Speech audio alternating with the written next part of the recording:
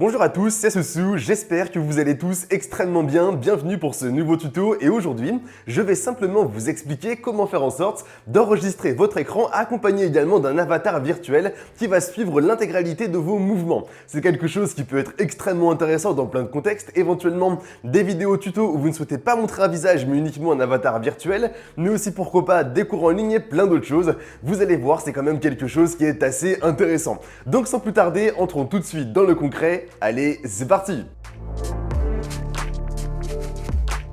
Petite parenthèse, avant de vraiment rentrer dans le concret, sachez que Demo Creator en version numéro 7 est désormais disponible, aussi bien sur Windows que sur Mac. Il y a pas mal de nouveautés extrêmement intéressantes avec l'intelligence artificielle, mais aussi des choses assez ludiques qui permettront à vos tutos d'être plus agréables à regarder, aussi vos cours en ligne et plein d'autres choses. Donc vraiment, découvrez tout ça dans le lien qui est dans la description de la vidéo. Et vraiment, ne tardez pas parce que honnêtement, vous n'allez pas perdre votre temps et c'est des choses qui vous seront utiles au quotidien dans toutes les productions de vos contenus. Désormais, la grande question, c'est bien entendu comment ça se passe pour faire un enregistrement d'avatar virtuel. Je vous le dis maintenant, il n'y a vraiment rien de compliqué et honnêtement, c'est quelque chose qui peut être extrêmement intéressant si vous ne souhaitez pas montrer un visage, comme je vous le disais, sur des contenus, des tutos et ainsi de suite, mais malgré tout, gardez un certain sens à la vidéo avec des mouvements qui seront ceux que vous aurez en réalité, alors qu'on ne vous verra absolument pas à la vidéo. Donc comment ça se passe? Il vous suffira simplement de bien lancer Demo Creator et ensuite, vous n'allez pas vous rendre dans l'édition de vidéo ni dans l'enregistrement, mais bel et bien juste en dessous, dans l'enregistrement de l'avatar virtuel.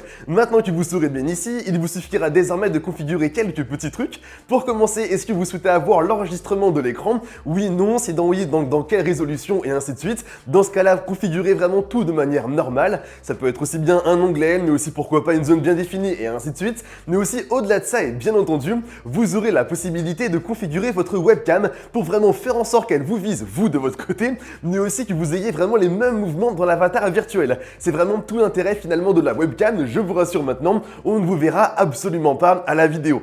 Ensuite, lorsque vous l'aurez bien configuré cette webcam, il vous suffira désormais de bien sélectionner l'avatar que vous souhaitez. Il y en a honnêtement énormément, de plusieurs types, pourquoi pas des dessins animés assez fun, mais aussi des choses plus pro, plus business, avec des personnes en costume, des personnes qui sont aussi également en tenue décontractée, mais malgré tout de travail. Donc vraiment, vous avez toutes ces possibilités qui sont intégrées à Demo Creator. Prenez le temps de bien tout regarder parce que honnêtement, il y a une multitude de choix, mais moi de mon côté, personnellement, je pense que si j'utilisais quelque chose, ce serait vraiment quelque chose de normal pour des tutos en ligne, si je ne voulais pas montrer ma tête, mon visage, etc.